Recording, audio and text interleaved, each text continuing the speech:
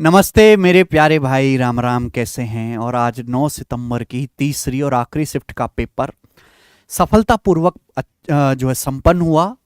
और जहां तक बच्चों ने सवाल भेजे हैं, जैसे क्वेश्चन आए, मुझे लगता है तीनों शिफ्ट्स में सबसे अच्छी शिफ्ट ये रही है। ठीक है ना? इसमें कोई रिपीटेशन नहीं हुआ है मेरे दोस्तों। जिन बच्चों ने पहली और दूसरी शिफ्ट की कोई एनालिसिस देखी भी है, क्वेश्चंस देखी भी हैं, उसको तीसरी शिफ्ट में मेरे दोस्तों देख जाने से कोई फायदा होगा नहीं, क्योंकि अलग सवाल यहां पे पूछे गए हैं। और एक मेरे दोस्तों, सेक्टर ऑफ सर्कल सीएचएसएल 2024 में, सीपीओ 2024 में, सीजल 2024 में हर बार हर शिफ्ट में आ रहा है। तो मैं सेक्टर ऑफ सर्कल की एक लॉन्ग वीडियो डालूंगा बेटा चैनल पे, जिसमें सेक्टर ऑफ सर्कल के सारे कॉन्सेप्ट होंगे। केवल फॉर्मूला रट लेने से आप सवाल कर पाओ ऐसा नहीं है, आपको और भी बहुत सारे वैरायटी उसमें पढ़नी पड़ेंगी। तो जो जो सवाल मेरे दोस्तों आज आए हैं वो मैं आपको बताऊंगा, लेकिन इतना मैं आश्वस्त हूं कि एक भी चीज ऐसी नहीं है जो हमारी इस कॉन्सेप्ट किंग वाली बुक में ना हो। इसलिए हम कहते हैं कि सिलेक्शन का भरोसा है मैथ्स कॉन्सेप्ट किंग। जो बच्चे केवल इस बुक का रिवीजन भी करके गए ना, वो भी 22 बाई 33 सवाल जो है आराम से करके आए हैं। ठीक है जी? अब आइए आप, तो पहला सवाल है मेरे दोस्तों आपका अलजेब्रा से। अलजेब्रा से है कि यदि x plus Y plus Z बराबर 1 है, 1, तो आपसे पूछा है 1 by X plus 1 by Y plus 1 by Z की मिनिमम वैल्यू क्या होगी। मिनिमम वैल्यू क्या होगी ये आपसे पूछा गया है, लेकिन ध्यान इस बात का रखिएगा कि तीनों एक्स वाई जेड सवाल में पॉजिटिव नंबर बोला है। एक्स वाई और जेड तीनों ही पॉजिटिव नंबर्स हैं। ठीक है? अब एकदम नया सवाल है। अब कितना भी आप एनालिसिस देख के जाओ, कोई फायदा नहीं है। जिस बच्चे ने पढ़ाई नहीं होगा वो नहीं करके आएगा। यदि x plus Y plus Z 1 है तो इसकी वैल्यू क्या होगी। देखिए, आप यहां पे काफी सारे तरीके लगा सकते हैं। ये कब आएगा बेटा? ये आएगा आपका हार्मोनिक मीन में। ये एपीजीपी का सवाल, और भी बहुत सारे सवाल बन सकते हैं। जैसे अगर 3 संख्याएं एक्स वाई जेड हैं, आपको पता है कि संख्या अगर पॉजिटिव नंबर है तो उनका अर्थमेटिक मीन हमेशा ही हार्मोनिक मीन से बड़ा होता है। अगर 3 संख्या एक्स वाई जेड है तो उनका समांतर माध्य होगा, उनको जोड़ के 3 से भाग दे दीजिए। ठीक है भाई? अगर 3 संख्याएं हैं तो उनका हार्मोनिक मीन होगा 3/1 by X plus 1 by Y plus 1 by Z. ये मेरे दोस्तों हार्मोनिक मीन हरात्मक माध्य होगा, और ये इससे बड़ा होना चाहिए मेरे प्यारे भाई। आप बोलोगे हाँ जी सर, लेकिन सवाल में x plus Y plus Z तो 1 दिया है, तो यानी कि 1/3 इज ग्रेटर देन हो जाएगा 3/1 by X plus 1 by Y plus 1 by Z. अगर मैं यहां से क्रॉस मल्टीप्लाई भी करता हूं तो 1 by X plus 1 by Y plus 1 by Z कितना आ जाएगा। मैंने पूरा मेथड आपको बता दिया कि भाई आगे कोई भी सवाल आए तो आप कर पाओ। 3 तिया 9 will always be greater than equal to 9, यानी कि 1 by X plus 1 by Y plus 1 by Z या तो 9 के बराबर होगा या हमेशा 9 से बड़ा होगा। यानी कि 1 by X plus 1 by Y plus 1 by Z की जो मिनिमम वैल्यू होगी मेरे दोस्तों वो 9 आएगी। 9 समझ में आया? ठीक है ना? मैं आपको कॉन्सेप्ट बता देता हूं मेरे दोस्तों कि अगर A1 A2 A3 आपके सामने इस तरीके से n संख्याएं हैं, n संख्याएं A1 A2 A3, तो अर्थमेटिक मीन जो होता है वो होता है भाई, अगर n संख्याएं तो जोड़ के सभी को n से भाग दे दीजिए। सभी को जोड़ के n से भाग दे दीजिए। ज्योमेट्रिक मीन यानी होता है मेरे दोस्तों कि इन सबकी गुणा कर दो। गुणा n संख्याएं ना A1 A2 सबकी गुणा कर दो, और गुणा करके n संख्याएं तो nवां रूट लो। 2 संख्याएं अंडर रूट, 3 संख्याएं क्यूब रूट, n संख्या nth रूट। हार्मोनिक मीन होता है मेरे दोस्तों अगर संख्याएं n है तो n/1 by a/1 plus a/2 plus dot dot dot dot मेरे दोस्तों 1/an, ये आता है। ठीक है ना? और आपको बात समझनी चाहिए कि arithmetic mean will always be greater than equal to geometric mean, and geometric mean will always be greater than equal to harmonic mean. और एक केवल पॉजिटिव नंबर्स में लगता है। ठीक है जी? मैंने आपको पूरा कॉन्सेप्ट बता दिया। अगला सवाल देखो बेटा, ये आया है त्रिकोणमिति से। साइन अपॉन, मैं पूरा लिख देता हूं, sign A upon 1 plus cos A बराबर क्या। Sign A upon 1 plus cos A बराबर क्या। बच्चे ने इसका सॉल्यूशन भी भेजा है, हल करके भी देखिए दोस्तों। आप ये बात जानते हैं कि साइन स्क्वायर ए बराबर 1 plus cos into 1 minus cos. भाई साइन स्क्वायर क्या होता है? साइन स्क्वायर होता है 1 minus cos square, 1 plus cos into 1 minus cos, यही होता है। आप बोलोगे हाँ जी सर यही होता है। तो मेरे प्यारे बच्चों, क्या आप कर नहीं सकते इस सवाल को? इसमें परेशानी क्या है? तो आप जानते हैं कि sine into sine, sine square हो गया, तो साइन स्क्वायर ए बराबर 1 plus cos into 1 minus cos, 1 plus cos तो है ही, 1 माइनस कॉस ले लीजिए। तो हमें केवल क्रॉस मल्टीप्लीकेशन को बराबर कर देना है, केवल क्रॉस मल्टीप्लाई को बराबर कर देना है, ठीक है, हो जाएगा।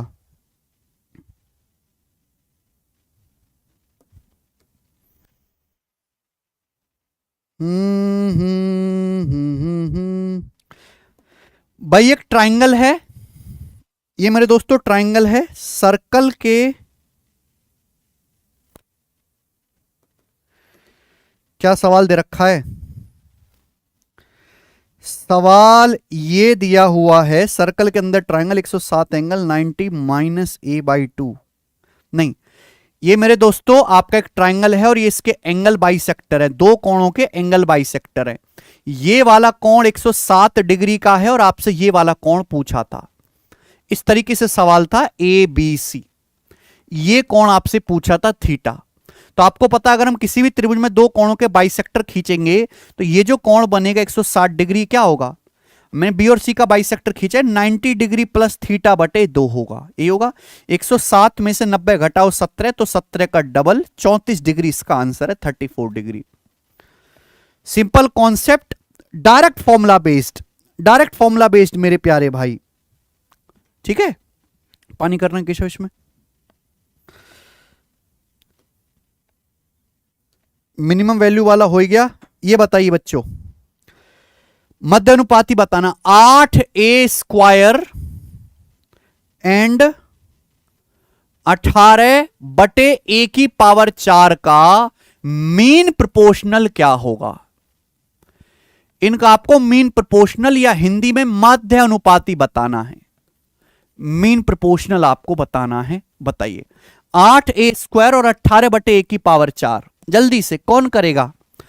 मेरे प्यारे दोस्तों, ए और बी का मीन प्रोपोर्शनल क्या होता है? Root A B. ए और बी का mean proportional root A B, तो 8a स्क्वायर गुणा 18 बटे a की पावर 4, ये हो जाएगा मेरे दोस्त। आप बोलोगे हाँ जी सर, तो 18 अट्ठे 144 का रूट 12। अब a स्क्वायर से a की पावर 4 कट जाएगा, a स्क्वायर बार, उसका रूट आ जाएगा a, तो 12 बटा a आ गया, 12 बटा a आएगा भाई, गुणा में थोड़ा ना आएगा।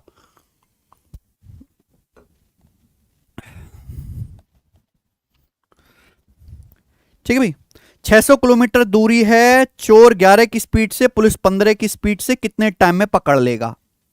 यस, चोर पुलिस वाला सवाल आ गया भाई। 600 मीटर है मेरे दोस्तों चोर पुलिस के बीच की दूरी, ये चोर है और ये पुलिस है, चोर पुलिस के बीच की दूरी 600 मीटर है।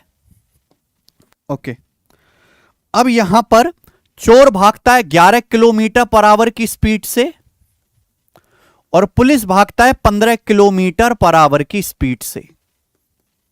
तो कितने समय में पुलिस चोर को पकड़ लेगा? टाइम आपसे पूछा है, कितने टाइम बाद जो है पुलिस चोर को पकड़ लेगा? तो टाइम बराबर डिस्टेंस है 600 बटे रिलेटिव स्पीड, सेम डायरेक्शन है, पुलिस चोर को सेम डायरेक्शन में पकड़ेगा, L1 S1 minus S2, 15 minus 11 4, लेकिन 1 किलोमीटर पर आवर में, मीटर पर सेकंड में 5 बटे 18, तो 5 और 20 से 30 बार चला जाएगा मेरे दोस्तों, 18 3 54, 540 सेकंड, 540 सेकंड में पकड़ लेगा भाई,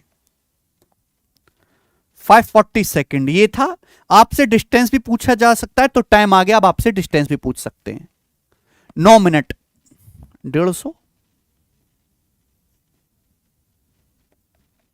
9 मिनट,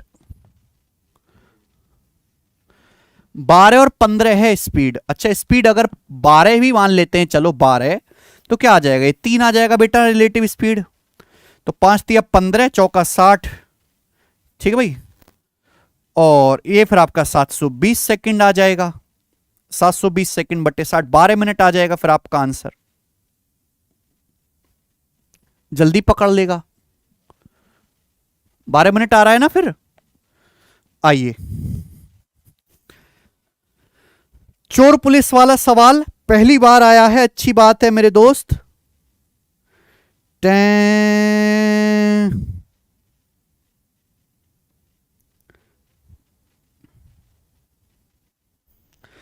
ट्राइंगल ईएफजी और एचआईजे कॉन्ग्रुएंट हैं।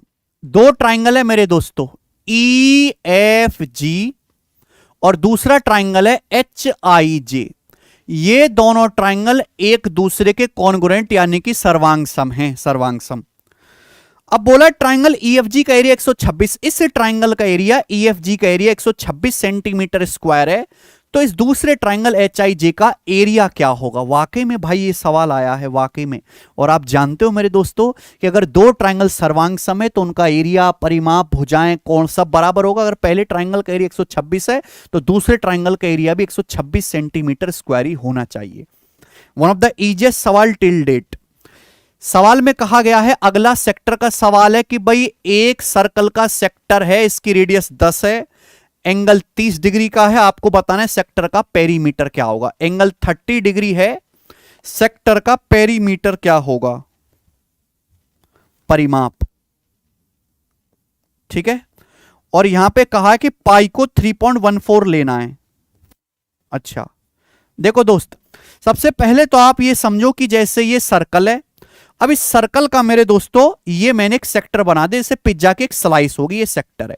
अब इस सेक्टर की जो रेडियस है 10 है, ये सेंटर पे एंगल जो बनना है 30 डिग्री का बनना है, 30 डिग्री का, ठीक है। अब हमें ये बताओ कि सेक्टर का, ये सेक्टर को मैं नाम दे देता हूं ओ ए बी, सेक्टर का ये आर्क क्या होगा, ये आर्क की लंबाई क्या होगी? तो सीधा फॉर्मूला है 2 पाई आर, पाई को यहां पे 3.14 लेना है, 2 pi r into theta by 360। Theta यहां पे जैसे यहां पे 30 है, 30 बटे 360 डिग्री आ जाएगा मेरे दोस्तों, ठीक है। रेडियस यहां पे 10 है, तो 2 पाई आर, रेडियस यहां पे 10 है, इंटू 30 बाई 360 डिग्री। क्लियर है? आप बोलोगे हाँ जी सर बिल्कुल सही। तो 30 दूनी 60 से 360 आपका 6 बार कट जाएगा, तो आएगा 31.4 बटे 6, जो कि लगभग होगा 6 पंजे 30.6 दूनी 12, यानी कि लगभग 5.2 के आसपास आएगा, ठीक है ना, 5.23 के आसपास ही आएगा। ओके, आप बोलोगे हाँ जी सर बिल्कुल सही। तो ये आर्क की लंबाई आ गई। आपसे पूछा सेक्टर का परिमाप, परिमाप क्या होता है? परिमाप का मतलब होता है पूरी ओर की बाउंड्री, यानी कि आपको ये रेडियस 10 लेनी है। परिमाप निकालने का मतलब है इस सेक्टर की ये रेडियस 10 है, प्लस ये आपका आर्क है और ये रेडियस 10 है, सबको ऐड करना पड़ेगा। सबको ऐड कर दीजिए चारों ओर की माप। तो भाई ये रेडियस 10, ये 10, 10, 10, 20 हो गया, और आर्क की लंबाई आ रही है लगभग 5.23, यानी कि ये जो पेरीमीटर आएगा लगभग 25.2 के आसपास आएगा, 25.23 सेंटीमीटर के आसपास आएगा। क्या यही आंसर था? L + 2R।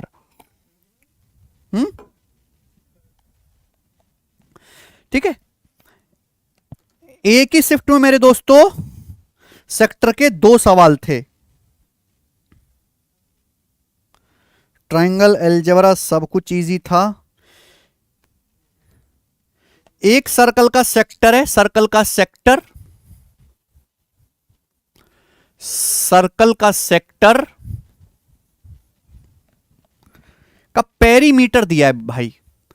एक सर्कल के सेक्टर का पेरीमीटर दिया है 64/3 और एंगल दिया है आपको 60 डिग्री का, और आपसे सेक्टर का एरिया पूछा है, सेक्टर का एरिया।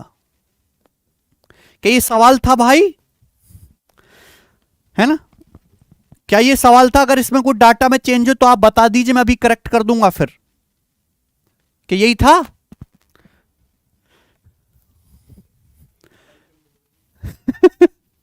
चलो, जैसे मेरे दोस्तों ये सर्कल है, ये सर्कल का सेक्टर है और ये आपकी दोनों रेडियस है बराबर बराबर। ये सेंट्रल एंगल 60 डिग्री का है और ये मेरे दोस्तों इसका आर, ये इसका लेंथ ऑफ आर्क हो जाएगा। 77/3 था, 77/3 था, तो मैं इसको 77/3 कर लेता हूं भाई। ये पेरीमीटर दिया था, क्या दिया था भाई? क्या दिया था? ये आपको पेरीमीटर दिया था।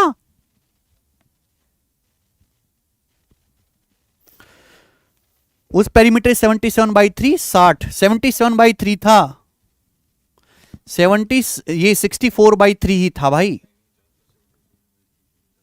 चलो मैं ये पहले निकाल लेता हूं हैं परिधि।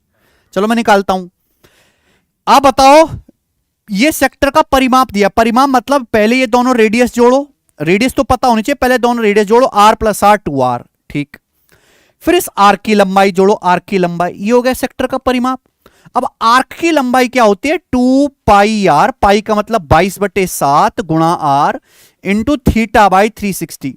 अब थीटा यहां पे 60 है, 60/360, तो मुझे बताओ कितना आ रहा है ये। 60 से 360 काटूंगा तो 6 बार कट जाएगा, 6 बार, और 2 से जब मैं 6 काटूंगा तो 3 बार कट जाएगा। अब ये 7 या 21 दूनी 42, 42 में अगर मैं 22 जोड़ूंगा तो 64r/7 आ रहा है भाई। ये तो 64/3 ही था। फिर समझ में आई बात। पेरीमीटर जो है वो क्या होता है, सेक्टर का पेरीमीटर होता है 2r + l, ठीक है जी। तो रेडियस सेक्टर के आर्क का मैंने फॉर्मूला लगाया तो 64r/7 आ रहा है। ये 64/3 ही होना चाहिए, यहां पर 64 से 64 कट जाएगा तो रेडियस आपकी आ जाएगी जी 7/3। और मेरे पास रेडियस आ गई तो मैं सेक्टर का एरिया निकाल सकता हूं। तो सेक्टर का एरिया क्या आ जाएगा, सेक्टर का एरिया आएगा πr² गुणा θ/360 डिग्री। अब तुम कुछ भी बोलते रहो, मुझे पता है तुम कितने पानी में हो। 22/7, सवाल को देख के पहचान दूं मैं कहां तक उड़ रहा है ये। 7/3 का स्क्वायर 49/9, θ/360 डिग्री का मतलब कितना आ गया 1/6, ठीक है। 7 7 49 चला गया, 2 से 22 11 बार चला गया, और 2 से 9 3 बार चला गया, यह आ गया 77/18।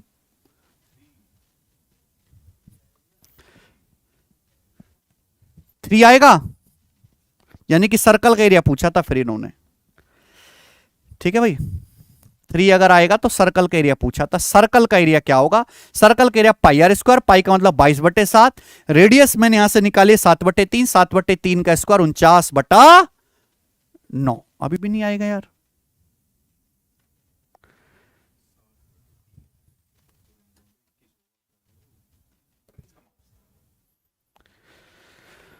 छ 77/2r + 2 गुणा 22/7 गुणा r इंटू θ/360 डिग्री 1/6 आएगा, बराबर 64/3 दिया हुआ है।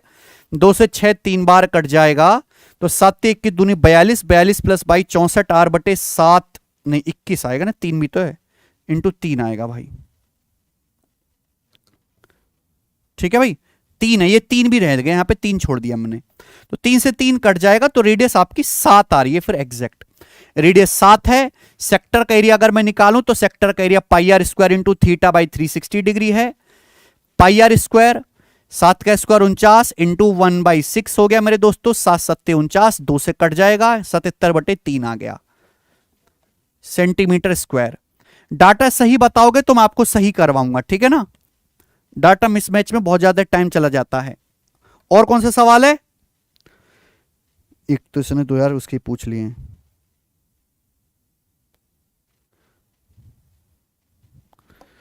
सेक्टर के 2 सवाल थे, दोनों करवा दिए। एक त्रिकोणमिति का बड़ा आसान है, 7 sin a + 4 cos a, 7 sin a + 4 cos a बटे 9 sin a - 2 cos a, ये हो गया 9 sin a - 2 cos a बराबर 5/4, ठीक है ना। ये आपको दिया है।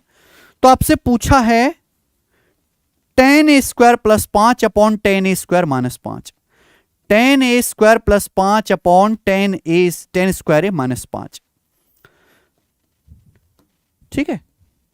तो देखिए डाटा तो इसमें बच्चों ने ठीक भेजा नहीं होगा, और ये आसान सवाल है, केवल आपको यहां पे क्रॉस मल्टीप्लाई करनी है। क्रॉस मल्टीप्लाई करते ही आपका tan a आ जाएगा, फिर tan a से आप कुछ भी कर सकते हो। 3 एनालिसिस 3 न्यू टी शर्ट। बेटा टी शर्ट तो बहुत है मेरे पास, मैंने रंगरेज रख रखा, रंगरेज, वो टी शर्ट पर रंग बदल बदल के देता रहता है, ठीक है। टी शर्ट तो सेम ही है। सक्सेसिव पे था 12%, 25% और -32% का, 12%, 25% और -32% का सक्सेसिव पूछा था, का नेट चेंज पूछा था। भाई ये सवाल था क्या, या कोई और डाटा था? बता दो, अभी मैं बता दूंगा आपको। फॉर्मूले से जल्दी हो जाएगा ये। 12-25 का सक्सेसिव कितना आएगा? 12 + 25 + 12 गुणा 25/100 यानी कि 40 आ गया। 12 + 25 37, 12 गुणा 25 300/100 3, तो ये 40% आ गया 40। अब 40 और ये -32 का सक्सेसिव निकालना है, तो 40 और -32 का निकालना है फिर से। तो लगा दीजिए फिर से फॉर्मूला, 40 - 32 - 40 गुणा 32/100। पूरे डिटेल है। 40 - 32 8, और मेरे दोस्तों इसमें से आप घटा देंगे 1.28, 8 में से 1.28 आपको घटाना था, तो 6.72% नेट चेंज आएगा। डाटा अगर अलग होगा तो आपका आंसर अलग होना चाहिए। 12 23 34 था, कोई बात नहीं, तरीका मैंने आपको सिखा दिया, पूरा करके कर लेना आप। भाई एक्स और वाई का सक्सेसिव x + y + xy/100 पहले इनका निकाल लिया। पहले 12-25 का सक्सेसिव निकाले फॉर्मूला से 40, फिर 40 और -32 का सेम वही दोबारा फॉर्मूला लगा के निकाल लिया। ठीक है ना। लेकिन अगर हमारे पास ऑप्शन होंगे ना, अच्छा संख्या दिया था, इस संख्या को पहले 12%, फिर 23%, फिर 34, ठीक। सेके + tan / सेके - tan 7/4 पूछा है कोसेके। सवाल है sec A + tan upon sec A - tan A बराबर 7/4 है। तो यहां से आपको बताना था कोसेक ए क्या होगा। ये तो कॉम्पोनेंट डिविडेंडो है मेरे भाई। अगर सेके + tan अपॉन सेके - tan 7/4 है, तो मैं आपसे पूछ लगूं कि बताओ सेके बटे tan कितना आएगा। तो सेके बटे tan हो जाएगा जी 7 + 4/7 - 4। कॉम्पोनेंट डिविडेंडो का नियम लगता है यहां से। सेक का मतलब 1/cos, tan का मतलब sin/cos, तो ये सेक बटे tan कोसेक ही हो गया मेरे दोस्तों, कोसेक ही हो गया। सेक का मतलब 1/cos, tan का मतलब sin/cos, तो ये कट गया मेरे प्यारे भाई, 1/sin कोसेक ही बच जाए। तो आज आपका आ जाएगा 11/3। 11/3 ही सवाल का आंसर था। क्या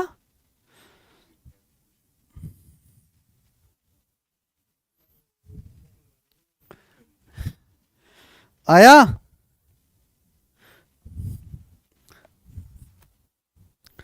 There are 4 portfolios such that age 30% of B gives return 6%. Portfolio वाला सवाल आया क्या? There are 4 पोर्टफोलियो, 4 पोर्टफोलियो हैं, A B C D portfolio. Portfolio 4 portfolio, A 30%, A portfolio का 30% है, 6% रिटर्न देता है। रिटर्न, रिटर्न मतलब प्रॉफिट। और बी जो है पोर्टफोलियो का 20% है, बी जो है पोर्टफोलियो का 20% है, 8% रिटर्न देता है। सी भी पोर्टफोलियो का 20% है, 4% रिटर्न देता है। डी रिमेनिंग 30% है, रिमेनिंग 30% और 5% का नेगेटिव रिटर्न देता है, 5% का negative return. Average of return of all portfolio, average of return of all portfolio. अरे भाई ये पोर्टफोलियो वाला सवाल कोई नया नहीं है, आप जाके देखो CHSL में करवाया हुआ है ये सेम। ये मैं चैनल पे करवा रखा है ना, गण प्रताप मैथ्स यूट्यूब चैनल पे आप जाओ वीडियोस में। ये देखिए CHSL की यहाँ पे अर्थमेटिक की वीडियो है। CHSL ये मैंने एडवांस सॉल्व करवा रखा है, और ये CHSL पूरा अर्थमेटिक। इसमें देखो पोर्टफोलियो वाला सवाल same to same, same to same, same to same. ठीक है जी, बताओ। देखो टोटल जैसे किसी आदमी ने 100 रुपए के शेयर खरीदे, तो 100 में से 30 रुपए के ए के खरीदे, बी के 20 रुपए के, सी के 20 रुपए के, डी के 30 रुपए के, टोटल जोड़ के देखो 100 आ रहा है। अब ₹30 का 6% कितना होता है आप समझो 1.8 आ गया, 6×18। या ₹20 का 8% आप समझो कितना आ गया 1.6 आ गया, 1.6। आप ये समझिए ₹20 का 4% कितना आ गया आपका 0.8 आ गया, 0.8। ये पॉजिटिव है। या ₹30 का 5% आपको नेगेटिव रिटर्न मिला, आप यानी कि नुकसान में चले गए, यानी कि 1.5। तो कितना आएगा 1.6 में से 1.5 घटाएंगे 0.1 प्लस 0.8 0.9, 0.9 हो जाएगा और 1.8 ऐड करेंगे तो 2.7 आ गया, 2.7।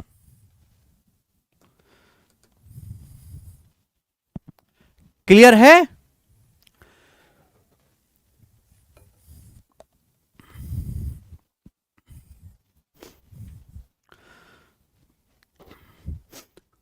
टू पॉइंट 7 का ही आपका एवरेज रिटर्न आके आ जाएगा। डेविएशन से करेंगे सब लोग, डेविएशन से, ठीक है ना। 30 का 6% 1.8, 20 का 8% 1.6, 20 का 4% 0.8, और यहां पे कितना आ जाएगा मेरे दोस्तों आपका 30 का -5% 1.5। सबको ऐड करो तो ये 2.7 ही आ रहा है ना। 1.6 में से 1.5 घटाएंगे 0.1, 0.1 और 0.8 0.9, 1.8 और 0.9 2.7। ठीक है जी, अच्छा सवाल था।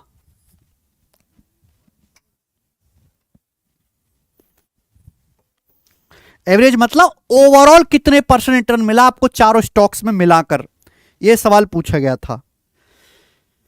चोर पुलिस वाला मैंने आपको कराई दिया, संख्या वाला हो ही गया मेरे दोस्त, पेरीमीटर वाला हो ही गया, sec x प्लस 10x हो गया, 10 वाला हो ही गया, 12 25 32 सक्सेसिव हो गया, 600 मीटर हो गया, प्रिंसिपल 18,000 में 7,000 5% रेट पर, 6,000 6% रेट पर, रिमेनिंग मनी किस रेट से है, सिंपल इंटरेस्ट 1 साल में 1190 है। क्या सवाल आया था भाई? 18,000 रुपए आपका प्रिंसिपल है, 18,000 रुपए प्रिंसिपल। 18,000 में से 7,000 आपने इन्वेस्ट किया 5% की दर से, 6,000 आपने इन्वेस्ट किया मेरे दोस्तों कितने 6% की दर से, 6% ही है ना। बाकी मेरे दोस्तों आपने किस रेट से इन्वेस्ट किया है, बाकी का रेट कितना है। अगर ओवरऑल ब्याज जो है 1 साल में, टोटल एसआई जो है वो 1 साल में 1190 है, टोटल सिंपल इंटरेस्ट 1 साल में 1190 रुपए। बच्चों क्या ये सवाल आया था?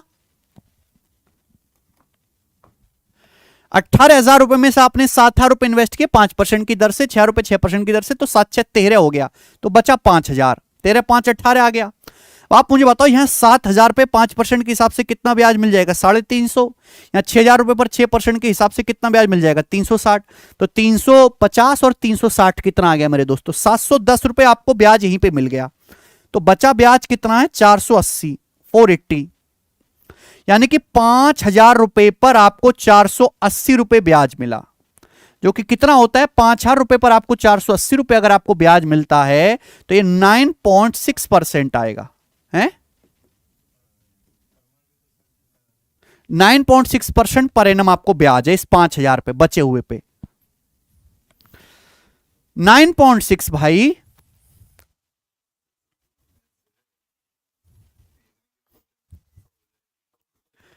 ठीक है आओ, और भी है।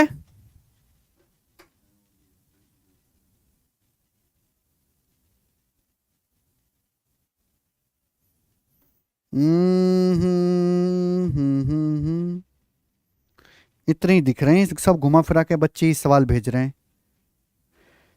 मैथ हार्ड थी बट कर दिया 21 आउट ऑफ 25, बहुत बढ़िया बेटे।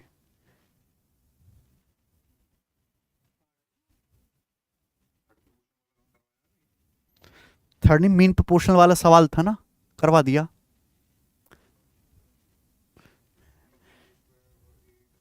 करवा दिया, ठीक है। ये सवाल हो गया, ये सवाल हो गया, ये सवाल हो गया, सक्सीव हो गया, ये मैंने आपको बता दिया। सेक्टर के पेरीमीटर के 2 सवाल थे, मैंने आपको दोनों करके दिखा दिए। कॉन्ग्रुएंसी वाला सवाल था मेरे दोस्तों, प्रमोशन भी मैंने कर दिया बुक का।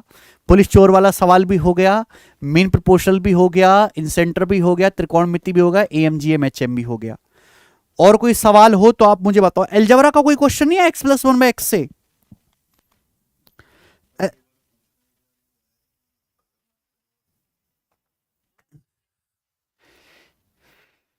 इनरीडियस लिवर हेपेटाइटिस। ये सवाल आया क्या भाई मेरे? x बराबर 2 माइनस 2 की पावर 1/3 प्लस 2 की पावर 2/3। क्या सवाल आया था? x³ minus 6x² plus 18x है, क्योंकि सीडीएस में पहले आ रखा है 6-7 साल पहले।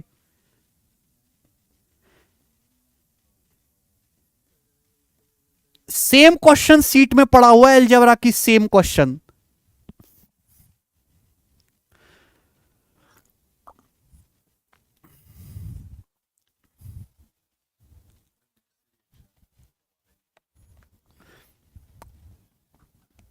नहीं था, नहीं था, नहीं था। ठीक है जी, नहीं है तो हटाओ इसको, दुष्ट को। चलिए, मुझे लगता है सारे घुमा फिरा के इतने ही सवाल है जो मैंने आपको करवाए, और इस शिफ्ट में भी कोई सवाल बहुत ज्यादा चैलेंजिंग और मुश्किल नहीं था। ठीक है ना? हाँ, थीफ वाला हो गया, चोर पुलिस वाला सवाल हो गया। ठीक है जी, सारे क्वेश्चंस थे इसी से। सेक्टर का मेरे दोस्तों सवाल आ रहा है हर शिफ्ट में, तो मैं सेक्टर की एक सेपरेट वीडियो जो है चैनल पर अपलोड करवाऊंगा, तो जो आने वाले बच्चे हैं वो सेक्टर के सवाल जरूर करके जाएं मेरे दोस्त। तीनों शिफ्ट का एक टोटल निचोड़ आपकी इसी चैनल पे बहुत जल्दी अपलोड होगा, आप देखिएगा तीनों शिफ्टों में कौन कौन से अच्छे अच्छे सवाल आए। बहुत बहुत धन्यवाद मेरे प्यारे भाई वीडियो देखने के लिए, और शाम को 8 बजे तो आपको मिलना है, हमने लाइव इवेंट शेड्यूल कर रखा है मेरे दोस्तों इस चैनल पे, शाम को 8 बजे। ठीक है, मैं जयदीप सर और जो हमारे पीयूष सर हैं और अभिषेक सुमन सर हैं, शाम को 8 बजे मिलेंगे इसी चैनल पे लाइव। आगे की स्ट्रेटजी की प्लानिंग करेंगे, कैसे कैसे आपको पढ़ाई करनी है। बहुत बहुत धन्यवाद, बाय।